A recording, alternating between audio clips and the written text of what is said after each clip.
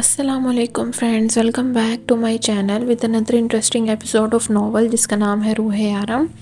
پر episode کو start کرنے سے پہلے اگر ابھی تک آپ نے میرے چینل کو سبسکرائب نہیں کیا تو جلدی سے جائیں اور میرے چینل کو سبسکرائب کریں۔ اگر آپ ناول لور ہیں تو میرے چینل پہ وزٹ کریں، باقی ناولز کی بھی پلے لسٹ ہے، ان کو واچ کریں۔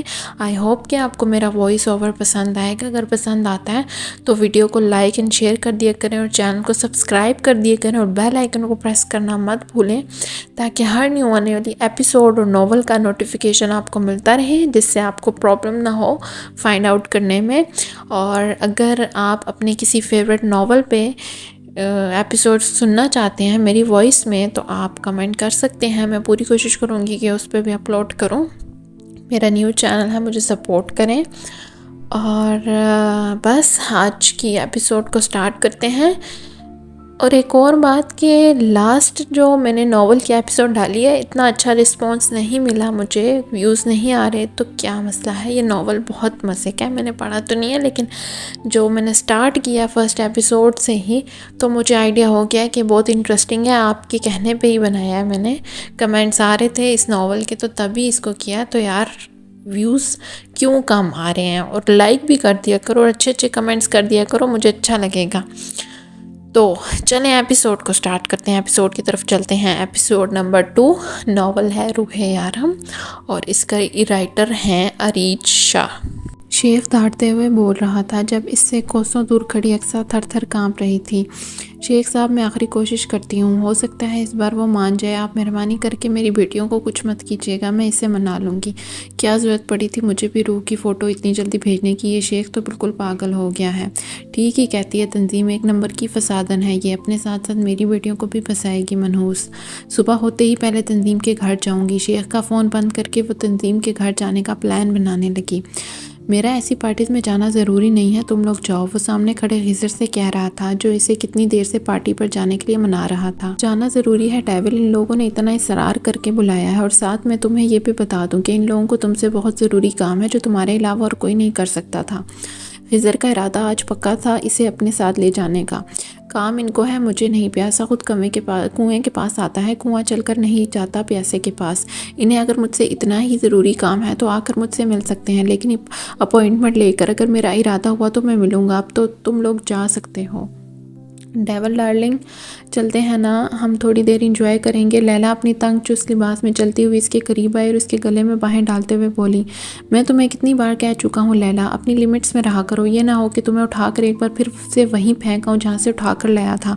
ویسے بھی تمہارے ہونے یا نہ ہونے سے مجھے کوئی فرق نہیں پڑتا۔ وہ اس کی آنکھوں میں دیکھتے ہوئے بہت کچھ جتلا رہا تھا۔ جانتی ہوں تمہیں کوئی فرق نہیں پڑتا، لیکن مجھے تو پڑتا ہے، اور یقین کرو بس ایک بار مجھے اپنی خدمت کا موقع دو، تمہیں بھی فرق پڑنے لگے گا۔ لیلا اس طرح کی گفتگو صرف ڈیول کے سامنے ہی کرتی تھی، اور کسی میں اتنی ہمت نہ ہوتی کہ لیلا کے سامنے زبان کھول پائے۔ بند کرو اپنی بکواس اور نکلو یہاں سے، خبردار جو آئندہ اس لہجے میں مجھ سے بات کی ایک بات کان کھول کر سن لو، تمہارے ہونے یا نہ ہونے سے مجھے کوئی فرق نہیں پڑتا، نہ ہی آگے زندگی میں کبھی پڑے گا۔ تمہیں اپنے ساتھ رکھ کر میں کچھ زیادہ خوش بھی نہیں ہوں، اس لیے بہتر ہوگا کہ جتنا جلدی ہو سکے اپنا بوریا بستر سمیٹو اور میری نظروں سے دور ہو جاؤ، کیونکہ اگر میں نے دور کیا تو شاید تم دنیا سے ہی دور ہو جاؤ گی۔ ایک جھٹکے سے اسے خود سے دور کرتے ہوئے کہا، میں تم سے پیار کرتی ہوں ڈیول، بہت پیار۔ تمہیں ایک دن نہ دیکھوں تو ایسا لگتا ہے جیسے میری سانسیں گھٹ رہی ہوں، اور تم کہتے ہو کہ تمہیں چھوڑ کر چلی جاؤں، نہیں جا سکتی ڈیول، میں تم سے دور نہیں جا سکتی، بہت بہت پیار کرتی ہوں تم سے، اور مجھے یقین ہے کہ ایک دن تم بھی مجھ سے پیار کرو گے، اس نے رندی ہوئی آواز میں کہا۔ خضر کو برا لگا، لیکن جس کے لیے وہ یہ سب کچھ بول رہی تھی اس کے تو کان میں جوں بھی نہ رینگی۔ میری زندگی میں لڑکی کا وجود کوئی اہمیت نہیں رکھتا لیلا، مجھے کبھی کسی عورت سے محبت نہیں ہو سکتی، میں ہر عورت کی عزت کرتا ہوں، تمہاری بھی۔ مجھے عورت اچھی لگتی ہے، ماں کے روپ میں، بہن کے روپ میں، یہ خدا کا تحفہ ہے، لیکن افسوس کہ خدا نے یہ تحفے مجھے نہیں دیے۔ پیار محبت سے میں بہت دور ہوں، اور بہت دور ہی رہنا چاہتا ہوں۔ میرے لیے یہ پیار محبت صرف ویسٹ آف ٹائم ہے۔ میں نہیں مانتا کہ ایک انسان کو ایک دوسرے انسان سے اتنی ٹوٹ کر محبت ہو سکتی ہے کہ وہ اس کے لیے کچھ بھی کرنے کو تیار ہو جائے۔ اگر ایسا ہوتا بھی ہے تو یارم کاظمی کو نہیں ہوگا۔ مجھے کبھی کسی لڑکی سے محبت نہیں ہو سکتی۔ آج اس نے بہت دنوں بعد اس سے نرم لہجے میں بات کی تھی۔ اب تم لوگ پارٹی میں جاؤ، بس اتنا کہہ کر وہ جانے لگا۔ اور اگر تمہیں کسی سے ایسی محبت ہو گئی تو پھر کیا کرو گے؟ آواز اب بھی رندی ہوئی تھی، شاید وہ اپنی آنسوؤں کو بہنے سے روک رہی تھی۔ نہیں ہو گئی، وہ ایڑیوں کے بل گھوم کر بولا۔ اور اگر ہو گئی تو؟ اس سے پھر وہی سوال کیا۔ کہا نا نہیں ہو گئی۔ وہ پھر سے جانے لگا۔ اگر ہو گئی تو؟ وہ ٹوٹی بکھری حالت میں بولی، تو میں خود اسے اپنے ہاتھوں سے مار دوں گا۔ اس بار وہ اتنے زور سے چلایا تھا کہ پورے ہال میں اس کی آواز کے بعد سناٹا پھیل گیا اور لمبے لمبے ڈگ بھرتا وہ ہال سے نکل گیا۔ تنظیم 5ویں بار اٹھ کر الماری کے پاس آئی تھی اور الماری کھول کر دیکھا تو وہ پیسوں سے بھرا لفافہ ابھی بھی وہیں پر موجود تھا۔ نہ جانے اسے کیا ڈر تھا کہ بار بار اٹھ کر ان پیسوں کو دیکھتی اور پھر ایک نظر زمین پر سوئی روح کو دیکھتی۔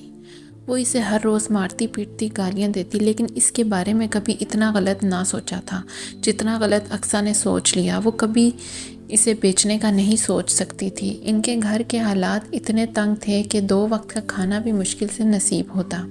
نور کا باپ ایک سرکاری بینک میں چھوٹے عہدے کا آفیسر تھا۔ اس کی پینشن آج بھی آتی تھی، لیکن اس سے گھر کا گزارا کرنا مشکل تھا اور 3 بیٹیوں کی شادی تو ناممکن تھا۔ ایسے میں اسے گولڈن چانس مل رہا تھا اپنی بیٹیوں کی زندگی سنوارنے کا، بلکہ اچھے سے اچھے طریقے سے شادی کرنے کا۔ لیکن اس سب کے لیے اسے روح کی قربانی دینی تھی۔ اپنی 3 بیٹیوں کی محبت میں یہ مشکل تو نہ تھا، وہ تو ویسے بھی اس کے سر پہ تھوپی گئی تھی۔ وہ کوئی اس سے محبت تو نہیں کرتی تھی اور نہ ہی وہ اس کی اولاد تھی۔ وہ تو ایک دھوکے کا نتیجہ تھا جو اس کے شوہر نے اسے دیا تھا۔ وہ کیوں اتنی فکر کرتی اس کی؟ روح تو منوس تھی جس نے اس کی بیٹی رانیہ کی 2 بار شادی تڑوا دی۔ اسے نفرت تھی اس سے، پھر کیوں سوچتی اس کے بارے میں؟ وہ نہیں تھی، وہ اس کی بیٹی، اور اگر بیٹی تھی بھی تو ستیلی۔ اسے اپنی سگی بیٹیوں کے بارے میں سوچنا تھا۔ شیخ صاحب، میں ان کے گھر جا رہی ہوں آخری بار بات کرنے کے لیے۔ آپ کی بے چینیاں تو سر پہ سوار ہیں۔ مجھے سمجھ نہیں آتا، اگر میں نے ان لوگوں کو منا بھی لیا تو روح سے نکاح کے لیے، تو کیسے آپ ایک ہی دن میں اسے اپنے پاس لے جائیں گے؟ کیونکہ اس لڑکی کے پاس نہ تو پاسپورٹ ہے، نہ ہی ابھی تک اس کا شناختی کارڈ بنا ہے۔ شناختی کارڈ نہیں بنا، یہ کیسے ممکن ہے؟ تم نے تو کہا تھا وہ 19 سال کی ہے، شیخ نے پوچھا۔ شیخ صاحب، اس کا کچھ نہیں بنا۔ اس کی سوتیلی ماں نے ضروری نہیں سمجھا اس کا شناختی کارڈ بنوانا، اور کوئی پاسپورٹ بھی نہیں ہے اس کے پاس۔ کیسے لے کے جائیں گے آپ اسے ایک ہی دن میں؟ بتائیں مجھے۔ آپ صبر کریں، مجھے تھوڑا وقت دیں، میں اس کی ماں کو بھی منا لوں گی اور شناختی کارڈ اور پاسپورٹ کا انتظام بھی کروا لوں گی۔ اقصیٰ نے اسے پھسلانا چاہا۔ نہیں، میں مزید انتظار نہیں کر سکتا، مجھے وہ لڑکی چاہیے، اور یہ پاسپورٹ اور شناختی کارڈ کی فکر مت کرو، سب کچھ میں ہینڈل کر لوں گا۔ ایسے بہت سارے لوگوں کو بلایا ہے میں نے، شیخ نے اقصیٰ کے ارادوں پر پانی پھیرتے ہوئے کہا۔ ٹھیک ہے شیخ صاحب، میں اس کی ماں سے بات کرتی ہوں۔ اس نے کال بند کرتے ہوئے دروازہ کھٹکھٹایا۔ اندر آئی تو تنظیم چارپائی پہ بیٹھی تھی۔ ہاں تنظیم، لاؤ 2 میرے پیسے مجھے واپس کرو جو شیخ صاحب کو واپس کرنے ہیں۔ وہ ساتھ میں کرسی پر بیٹھتے ہوئے بولی۔ میں نے کل رات تمہاری اس بات کے بارے میں سوچا اور یہی فیصلہ کیا کہ مجھے میری بیٹیوں کی زندگی سنوارنے کے بارے میں سوچنا چاہیے، تنظیم نے تحمل سے کہا۔ مطلب تم روح کا نکاح کروانے کو تیار ہو؟ اقصیٰ خوشی سے چہکتے ہوئے بولی۔ ہاں، میں روح کا نکاح کروانے کے لیے تیار ہوں۔ جب تم چاہو مولوی اور شیخ کو لے کر یہاں آ جاؤ، ہم نکاح پڑھوا دیں گے۔ تمہیں فکر کرنے کی ضرورت نہیں ہے، مولوی صاحب کو میں لے آؤں گی اور شیخ صاحب فون پر ہی نکاح کریں گے۔ اس کے بعد اسے ہم دبئی بھیج دیں گے۔ اقصیٰ نے اسے جلدی بتانا شروع کیا۔ لیکن روح اتنی جلدی نہیں جا سکتی، کارڈ اور پاسپورٹ بننے میں وقت تو لگے گا نا، تنظیم نے کہا۔ ارے نہیں، اس کے پاس بالکل وقت نہیں ہے، وہ اسے ایسے ہی لے جائے گا۔ اقصیٰ نے ناک سے مکھی اڑائی۔ ایسے مطلب غیر قانونی طریقے سے؟ تنظیم نے پریشان ہوتے ہوئے کہا۔ ارے ہاں، اور فکر مت کرو، شیخ ایسا پہلے بھی کر چکا ہے، وہ کئی لوگوں کو ایسے لے کے جا چکا ہے، اس کے لیے کوئی بڑا مسئلہ نہیں۔ اگر کچھ الٹا سیدھا ہو بھی گیا تو ہمارا نام کہیں نہیں آئے گا۔ اب تم رانیہ کی شادی کے بارے میں سوچو، میں ذرا شیخ کو خوشخبری سنا کے آتی ہوں۔ روح چائے بنا کر لائی تو اقصیٰ اٹھ چکی تھی۔ روح، تو کل تیار رہنا، کل میں مولوی صاحب کو لے کے آؤں گی، کل تیرا نکاح ہے، دبئی جائے گی تو؟ دبئی؟ اقصیٰ روح کے سر پر دھماکہ کرتی جلدی سے گیٹ سے باہر نکل گئی، جبکہ وہ بے یقینی سے اپنی ماں کے چہرے کو دیکھ رہی تھی جو نظریں جھکائے زمین پر گاڑے ہوئے تھی۔ کچھ ہی دیر میں اس کا نکاح تھا، کسی نے اس سے کچھ نہ پوچھا۔ اس پر تو یہ بھی احسان تھا کہ نکاح سے پہلے بتا دیا گیا کہ کل تمہارا نکاح ہے۔ فاطمہ بی بی اس کے پاس آ بیٹھی، لیکن اس سے پہلے کہ فاطمہ بی بی اس سے کچھ پوچھتی، ماریہ اس کے قریب آ بیٹھ گئی، جس سے اس کی امی نے سخت نظروں سے گھور کر بھیجا تھا کہ کہیں وہ فاطمہ کو کچھ بتا ہی نہ دے اور پھر پورے محلے میں ان کی بدنامی ہو۔ وہ خاموشی سے سر جھکائی بیٹھی رہی، نہ تو کسی کو دیکھا نہ ہی کسی سے کوئی بات کی۔ اسے تو یہ بھی نہیں پتا تھا کہ اس کے ہونے والے شوہر کا نام کیا ہے اور نہ ہی اسے جاننے میں کوئی دلچسپی تھی۔ وہ تو آج اپنی یتیمی کا رونا رو رہی تھی۔ آج صحیح معنوں میں ثابت ہو چکا تھا کہ وہ ایک یتیم تھی۔ اس کے ماں باپ اسے دنیا میں تنہا چھوڑ کر چلے گئے اور اب کسی بھیڑ بکری کی طرح اس کی رسی کو کسی اور کے حوالے کیا جا رہا ہے۔ اسے مار کھانے اور گالیاں سہنے کی عادت تھی، لیکن نہ جانے وہ شخص اس کے ساتھ کیا کرے گا جس کے حوالے وہ کر دی جا رہی تھی۔ وہ لڑکی معصومہ آج 6 بجے کی فلائٹ سے یہاں پاکستان آنے والی ہے۔ جیسے ہی وہ پیپرز تمہیں ملے تم انہیں شارف کے حوالے کر دینا، وہ کل جیل سے چھوٹ جائے گا۔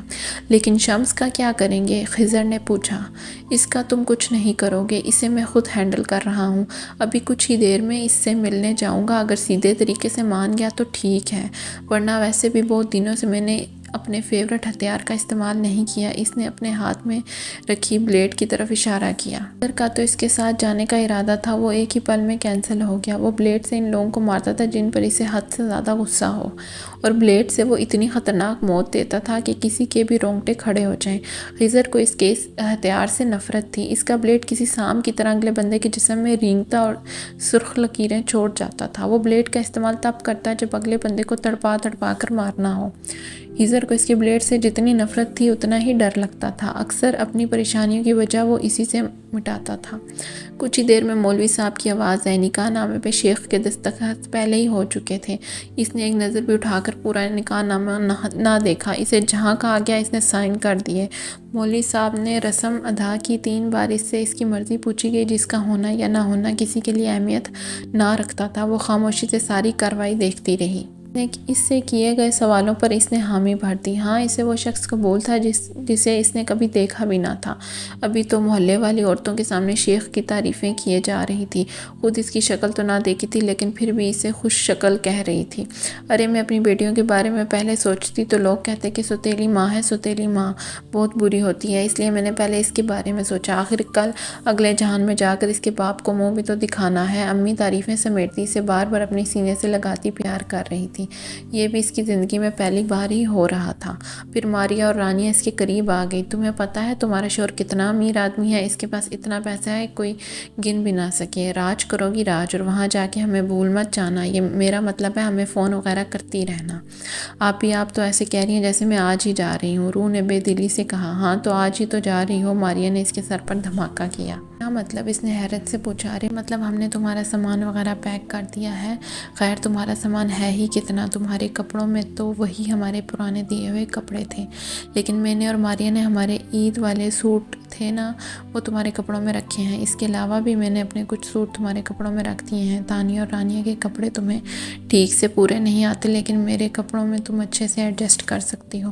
ابھی تو تم دبئی جا رہی ہو، وہاں تمہیں تمہارا شوہر لے ہی دے گا اور کپڑے، لیکن گزارے کے لیے ہم نے رکھ دیے ہیں۔ اب وہ یہ نہ کہے کہ ہم نے تمہیں کچھ دیا ہی نہیں ہے۔ وہ اپنے پرانے کپڑوں کا احسان بھی اس طرح سے جتا رہی تھی جیسے نئے خرید کر لائے ہوں۔ وہ کچھ نہ بولی، خاموشی سے انہیں سنتی رہی۔ تھوڑی دیر کے بعد فاطمہ بی بی ایک بار پھر سے اس کے قریب آ گئی۔ مجھے تو پتہ ہی نہیں تھا کہ آج جا رہی ہو، یہ تو ابھی تنظیم نے بتایا۔ تم نے مجھے اپنی شادی کے بارے میں کیوں نہیں بتایا؟ انہوں نے پریشانی سے پوچھا۔ سچ تو یہ تھا کہ انہیں تنظیم پر بھروسہ نہیں تھا، نہ جانے وہ عورت اس کے ساتھ کیا سے کیا کر۔ میں تمہیں بہت کچھ دینا چاہتی تھی، لیکن تم نے پہلے مجھے بتایا ہی نہیں۔ یہ کچھ چیزیں میں تمہارے لیے لائی ہوں۔ انہوں نے اس چھوٹے سائز کا قرآن جس کا سائز ایک پاکٹ جتنا تھا، اس کے ساتھ ایک جائے نماز، ایک عبایا دیا جس کے ساتھ ہی ہم رنگ سکارف تھا، اس کا رنگ ہلکا آسمانی تھا۔ یقیناً انہوں نے اپنے ہاتھ سے ہی اسے سلائی کیا تھا۔ وہ غیر عورت ہو کر اسے نئی چیزیں لا کر دے رہی تھی، اور اس کے اپنے جو آج اسے یہاں سے بھیجتے ہوئے بھی اپنی اترن دے رہے تھے۔ اس نے خاموشی سے وہ تینوں چیزیں پکڑ لی۔ مجھے نہیں پتا تمہارا شوہر کیسا ہوگا، میں نے تو سنا ہے کہ دبئی کے مردوں نے 4 نکاح کیے ہوتے ہیں، لیکن پھر بھی میں تمہارے لیے دعا کرتی رہوں گی کہ تمہارے ساتھ ایسا کچھ نہ ہو۔ میں چاہوں گی کہ تم حقیقت پسند بنو، ہر طرح کی سچویشن کے لیے تیار رہو۔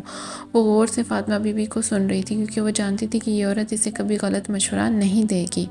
میں نے تمہارے شوہر کو نہیں دیکھا، میں نہیں بتا سکتی کہ وہ کیسا ہوگا، مگر اتنا کہہ سکتی ہوں کہ مجھے تم پر پورا بھروسہ ہے۔ مجھے یقین ہے کہ تمہاری معصومیت اور خوبصورتی سے تمہاری طرف راغب کر لے گی، بلکہ تم اسے خود سے محبت کرنے پر مجبور کر دو گی۔ تم خود صبر سے کام لینا میری بچی، تیری زندگی میں کبھی کچھ اچھا نہیں ہوا، اب اللہ تیرے ساتھ اتنا برا نہیں کرے گا۔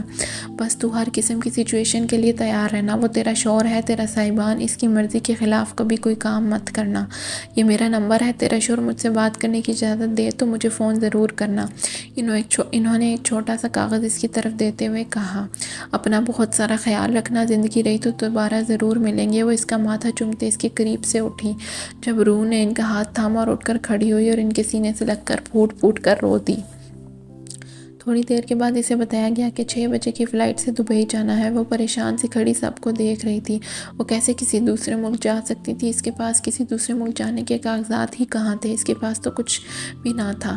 امی اور ان کی 3 بیٹیاں اسے چھوڑنے ایئرپورٹ تک آئی تھی، پھر اسے کچھ کاغذات اور ایک فائل دی جس میں نکاح نامہ تھا۔ یہ تو وہ جانتی تھی، لیکن دوسرے کاغذات میں پاسپورٹ اور شناختی کارڈ تھا، جو کم سے کم اس کے نام پر نہ تھا، لیکن شناختی کارڈ پر اسی کی تصویر لگی تھی۔ یہ سب کچھ جھوٹا تھا، وہ پکڑی جا سکتی تھی، لیکن یہاں کسے پرواہ تھی؟ اسے غیر قانونی طریقے سے دوسرے ملک بھیجا جا رہا تھا۔ ان لوگوں کو اتنی بھی کیا چلتی تھی، صبر کر لیتے۔ اس کا شوہر آ کر اتنا خرچہ کرنے کو تیار تھا تو اصلی کارڈ اور پاسپورٹ بھی تو بنوا سکتا تھا۔ پھر کچھ ہی دیر میں کچھ آفیسر اس کے پاس آئے۔ آپ پریشان نہ ہوں، آپ کی مسز کو ہم صحیح سلامت دبئی پہنچا دیں گے۔ وہ فون پر کسی سے بات کر رہا تھا، یقیناً اس کا شوہر تھا۔ ماریا، رانی اور تانیا نے سرسری سے اسے گلے سے لگایا۔ وہ رونا چاہتی تھی، اپنوں سے جدا ہونے کے غم میں وہ بہت رونا چاہتی تھی، لیکن ان تینوں کا رونے کا کوئی پلان نہ تھا۔ لیکن جب امی نے اسے گلے لگایا تو ان کی آواز میں نمی تھی۔ سن روح، میں نے تیرے ساتھ جو کچھ بھی کیا مجھے معاف کر دینا، مجھے کبھی بد دعا مت دینا۔ اس کا ماتھا چومتے ہوئے انہوں نے روتے ہوئے کہا، اور اس نے کہا کبھی امی کا یہ لہجہ سنا تھا۔ اور پھر سب سے مل کر وہ چلی گئی۔ آفیسرز نے اسے لا کر جہاز میں بٹھایا۔ اس کے ہاتھ پیر کانپ رہے تھے، وہ بالکل اکیلی تھی، کوئی نہیں تھا اس کے ساتھ، کسی کو نہیں جانتی تھی۔ وہ بس اس سے اپنے شوہر کے پاس پہنچنا تھا، وہی اس کا آسرا تھا، وہی سہارا تھا۔ اس نے شمس کو بہت کچھ سمجھانے کی کوشش کی، مگر اس نے ڈیول کی بات نہ مانی۔ شاید وہ اسے ٹھیک سے جانتا نہیں تھا۔ اس کا یہی کہنا تھا کہ ایک 30-32 سال کا مرد 45 سال کے آدمی کا کیا بگاڑ سکتا ہے، اور پھر اس نے وہ کیا جو اس 45 سالہ آدمی نے کبھی نہیں سوچا تھا۔ خضر کی سوچ کے مطابق بلیڈ شمس کے جسم پر رینگ رہا تھا، کسی سام کی طرح اپنی سرخ لکیریں چھوڑتا ہوا۔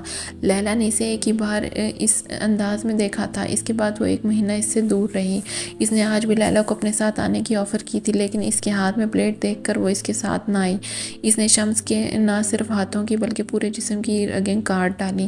وہ اس کے سامنے تڑپ تڑپ کر مر رہا تھا، لیکن وہ ساتھ والی کرسی پر بیٹھ کر سگریٹ سلگا رہا تھا۔ یہ چیخیں سن کر اسے عجیب سا سکون مل رہا تھا۔ اس نے اس کی ساری رگیں کاٹ دی، لیکن گردن کی رگ نہیں کاٹ پایا، کیونکہ وہ اپنے ساتھ صرف 3 بلیڈ لایا تھا۔ اگر ایک بھی فالتو لایا ہوتا تو اسے اتنی دیر میں اس کی چیخیں برداشت نہ کرنی پڑتی۔ کہ دوسری طرف خضر معصومہ کو لانے ایئرپورٹ کے لیے نکل چکا تھا۔ معصومہ نے اس سے کہا تھا کہ وہ اس سے کوڈ ورڈ میں بات کرے تاکہ اسے کوئی پہچان نہ پائے، لیکن خضر کو اپنی بے وقوفی پر بہت افسوس ہو رہا تھا، کیونکہ اس نے معصومہ سے اس کی تصویر تک نہ مانگی۔ اب وہ اسے کیسے پہچانے گا؟ چلو یہ بھی شکر تھا کہ اس نے معصومہ سے اس کے کپڑوں کا رنگ پوچھ لیا، ورنہ آج تو یقیناً ڈیول نے اس کا کچھ نہ چھوڑنا تھا۔ ویسے بھی وہ آج بلیڈ یوز کر رہا تھا۔ وہ بھی کھڑا ہر طرف نظریں دوڑا رہا تھا، جب نظر سامنے سے آتی ایک معصوم سی لڑکی پر پڑی جو کافی ڈری سہمی تھی۔ اس نے آسمانی رنگ کا عبایا پہنا تھا، جس کے ساتھ اس نے ہم رنگ آسمانی رنگ کا ہی سکارف لیا تھا۔ مل گئی معصومہ، وہ تیزی سے چلتا اس کے قریب آئی۔ پہنچ گئی؟ میں تو پریشان ہو گیا تھا کہ تمہیں پہچانوں گا کیسے۔ خیر وہ پیپرز تو لائی ہو نا تم؟ اس نے فکر مندی سے پوچھا، کیونکہ اگر اس بار پیپرز میں کچھ گڑبڑ ہو جاتی تو ڈیول اسے نہیں چھوڑنے والا تھا۔ جی ہاں، میں پیپر لے آئی ہوں۔ تو آپ ہیں میرے شوہر؟ اس نے حیرانگی سے پوچھا۔ شوہر؟ خضر کو جھٹکا لگا۔ سر، آپ مجھے ایئرپورٹ پر لینے آئیں گے تو میں آپ کو وہاں کوڈ ورڈ میں مخاطب کروں گی، کیونکہ مجھے لگتا ہے کہ میرے پیچھے کچھ لوگ لگے ہیں۔ اسے معصومہ کی فون پر کی گئی گفتگو یاد آئی۔ شوہر؟ ہاں شوہر تمہارا، گھر پہ چلو، میں تمہیں اسی کے پاس لے جانے آیا ہوں۔ پیپرز مجھے دو۔ خضر نے بات سنبھالتے ہوئے پیپرز مانگے۔ نہیں، پیپر تو ہیں، انہیں کو دوں گی، اس نے معصومیت سے کہا۔ تم مجھ پر یقین کر سکتی ہو، میں اس کا وفادار آدمی ہوں، خضر نے کہا۔ نہیں، پیپرز میں انہیں کو دوں گی۔ خضر کو لگا اس نے ایک بار پھر سے اس سے پیپرز مانگے تو معصومہ رونے لگے گی۔ وہ صرف نام کی معصومہ نہیں، پھر وہ سچ میں بہت معصوم تھی۔ فون پر بات کرنے والی لڑکی تو نہیں لگ رہی تھی، وہ تو بہت بولڈ اور ٹیلنٹڈ لگ رہی تھی۔ وہ اگر گاڑی میں بیٹھتے تب بھی روح کافی زیادہ ڈری ہوئی تھی۔ آپ نارمل ہو جاؤ، مزید ایکٹنگ کرنے کی ضرورت نہیں ہے، ہزر نے اس کی طرف دیکھتے ہوئے کہا، جبکہ اس کی چھٹی حصے سے کچھ غلط ہونے کا اشارہ کر رہی تھی۔ کیا مطلب؟ روح نے معصومیت سے پوچھا۔ مطلب یہ کہ اب تمہیں ڈرنے اور گھبرانے کی ضرورت نہیں ہے محترمہ، اپنی اصلیت پر آ جاؤ اور وہ فائل میرے حوالے کر دو۔ ہزر سے اب مزید برداشت کرنا مشکل ہو رہا تھا۔ یہ آپ کیا کہہ رہے ہیں بھائی؟ مجھے تو کچھ سمجھ نہیں آ رہا، اور میں آپ کو بتا چکی ہوں کہ یہ فائل میں اپنے شوہر کو دوں گی، تو آپ بار بار کیوں مانگ رہے ہیں مجھ سے؟ روح نے اس کی طرف دیکھ کر پریشانی سے کہا، کیونکہ اس کی باتیں روح کے سر کے اوپر سے گزر رہی تھی۔ بھائی، میں تمہیں بھائی لگتا ہوں؟ ہزر نے اسے گھور کے دیکھا۔ کچھ نہیں کہہ رہا میں تمہیں، تو ڈیول ہی سنبھالے گا، اس نے اکتا کر کہا اور گاڑی کی سپیڈ تیز کر دی، جبکہ روح اس کی باتوں کا مطلب سمجھنے کی کوشش کرنے لگی۔ کیا یہ بے ڈنگا نام اس کے شوہر کا تھا؟ لیکن یہ کیسا نام ہے؟ اس نے تو کبھی پہلے نہیں سنا۔ ہو سکتا ہے پیار سے کہتے ہوں، روح نے سوچا، اور دبئی کی صاف ستھری خوبصورت سڑکوں کو دوڑتے ہوئے دیکھنے لگی، جبکہ ہزر کو کچھ سمجھ نہیں آ رہا تھا۔ فون پر تو اس سے کافی بے باکی سے بات کر رہی تھی، اور اب وہ اسے بھائی کہہ کر پکار رہی تھی۔ یہ فون والی لڑکی تو ہرگز نہیں لگ رہی۔ سڑک پر چیکنگ پوسٹ دیکھ کے ہزر کو اچھا خاصا غصہ آ گیا۔ اس کا منہ ویسے بھی بنا ہوا تھا کیونکہ معصومہ اس سے سیدھے طریقے سے بات نہیں کر رہی تھی، جس کی وجہ سے وہ کافی زیادہ غصے میں تھا۔ وہ جلدی سے ڈیول کے سامنے لے کے جانا چاہتا تھا تاکہ وہ خود ہی اس سے بات کر کے فائل معصومہ سے لے کے اس کے حوالے کر دے، تاکہ وہ شوف تک وہ فائل پہنچائے۔ وہ ایسا ہی تھا، ڈیول اسے جو بھی کام دیتا وہ جلدی سے جلدی اپنا کام ختم کرنے کی کوشش کرتا، لیکن اس لڑکی کی وجہ سے وہ اب تک اپنا کام ختم نہیں کر پا رہا تھا۔ اس کا ارادہ معصومہ کو اپنے آدمی کے ساتھ گھر بھیج کر خود جیل جانے کا تھا، لیکن وہ تو تب ہوتا جب معصومہ اسے وہ فائل دیتی، جبکہ معصومہ نے آگے انہیں کے ساتھ کام کرنا تھا، جس کی وجہ سے وہ کسی بھی قسم کی بدمزگی نہیں چاہتا تھا، اور اب غصے سے اس کا برا حال ہو رہا تھا۔ روح پہلے اسے اسی طرح سے غصہ کرتے دیکھتی رہی، پھر گاڑی میں رکھی پانی کی بوتل اٹھا کر اس کی طرف بڑھائی۔ یہ پانی پی لیں، آپ کا غصہ ٹھنڈا ہو جائے گا، اس نے معصومیت سے کہا۔ تم اپنا منہ بند کرو اور خاموشی سے بیٹھی رہو، وہ غصے سے دھاڑتا ہوا بولا۔ کوئی اس حد تک ایکٹنگ کیسے کر سکتا ہے؟ برا مت منائیے گا بھائی، لیکن غصہ اس سلگتی ہوئی لکڑی کی مانند ہے جو دوسروں کو جلانے سے پہلے خود جلتی ہے۔ پلیز آپ غصہ مت کریں، اس میں آپ کا اپنا ہی نقصان ہے۔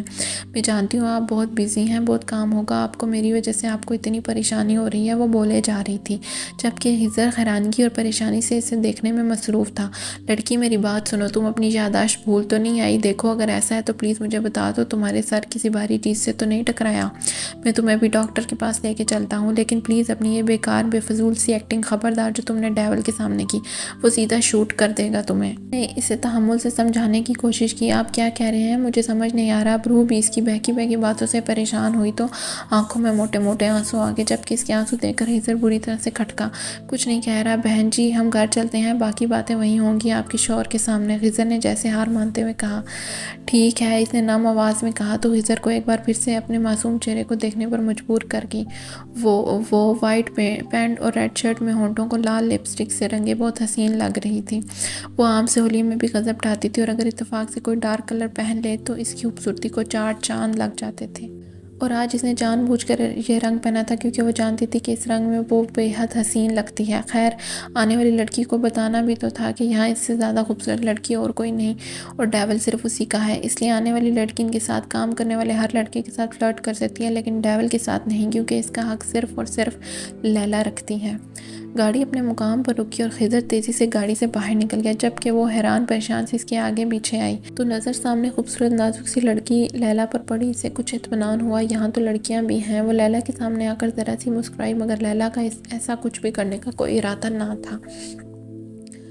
ڈیول واپس آ گیا؟ اس نے پوچھا۔ ہاں، ابھی کچھ دیر پہلے آیا ہے، میں گئی تھی اس کے پاس، کہنے لگا ڈسٹرب مت کرو، وہ ریسٹ کرنا چاہتا ہے، اس لیے میں باہر آ گئی۔ ٹھیک ہے، میں اس سے مل کر آتا ہوں، تم میرے ساتھ آؤ، اس نے روح کی طرف اشارہ کرتے ہوئے کہا۔ اس نے کہا ہے کہ اسے کوئی بھی ڈسٹرب نہ کرے۔ لیلا نے اپنی بات پر زور دیتے ہوئے ایک سلگتی نظر پاس کھڑی روح پر ڈالی، جو کہ آسمانی رنگ کے برقعے اور ہم رنگ اسکارف میں مکمل قید تھی، سوائے چہرے کے اس کے جسم کا کوئی بھی حصہ بے لباس نہ تھا۔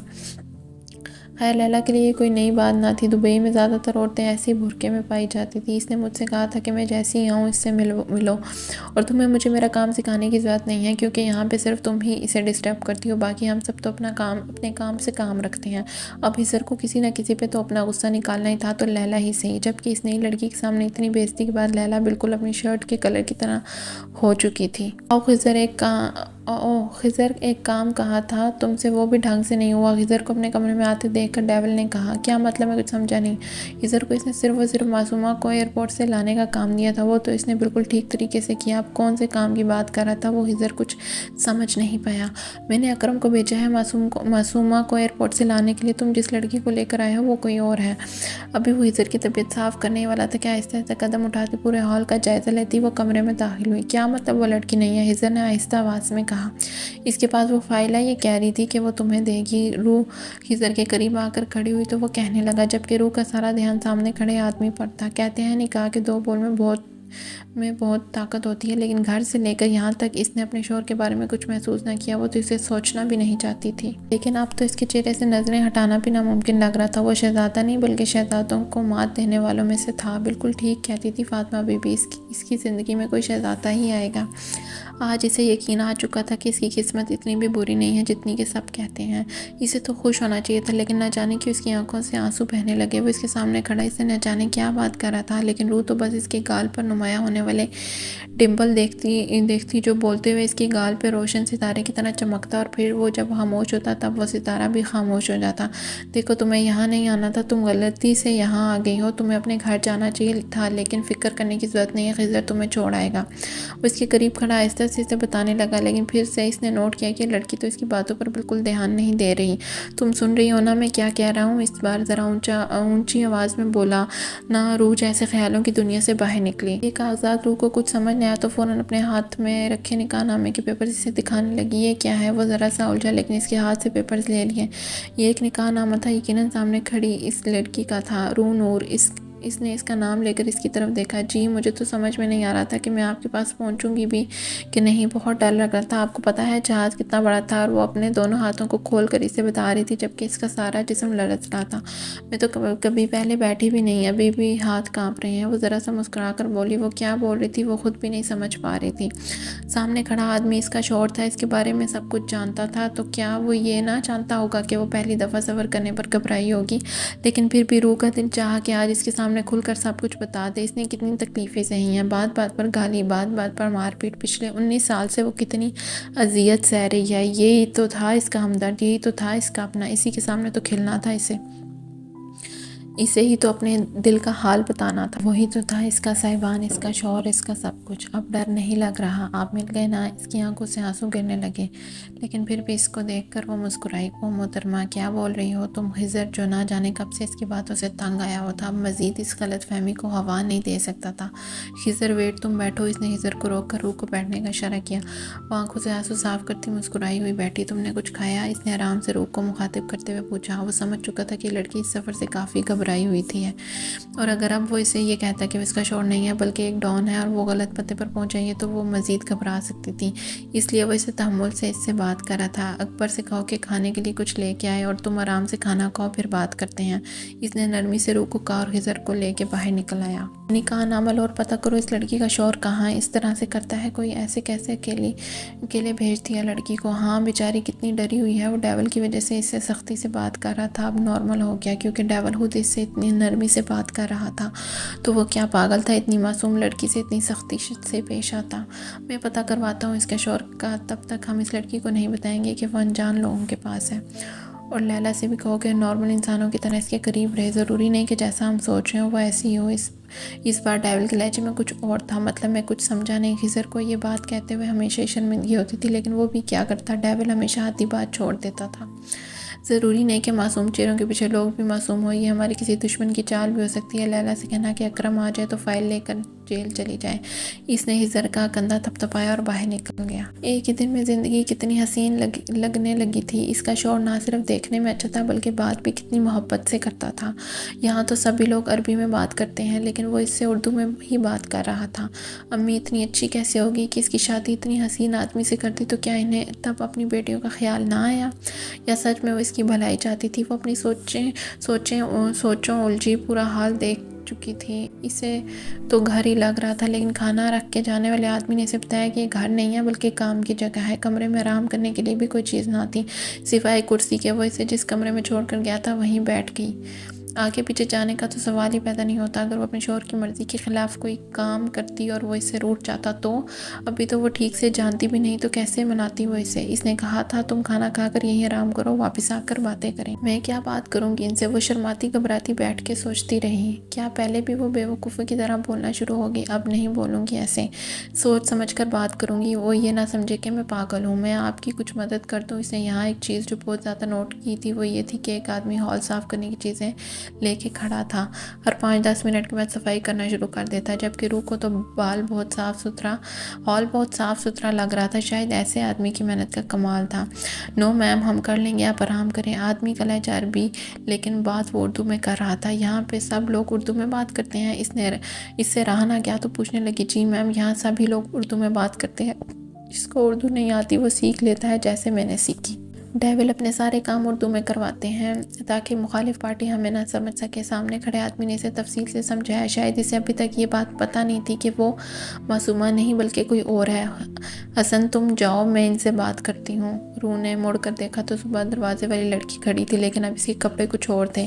اسے دیکھ کر ذرا سا مسکرائی اور اشارے سے اسے اندر کمرے میں بلایا۔ روح بھی اس کے پیچھے چل دی۔ نام کیا ہے تمہارا؟ اس نے مسکرا کر پوچھا تو روح بھی ذرا سا مسکرائی۔ روح نور، میں لیلا ہوں، یہاں کام کرتی ہوں۔ تمہارا نکاح کیسے ہوا؟ میرا مطلب تم اپنے شوہر کو پہچان نہیں پائی؟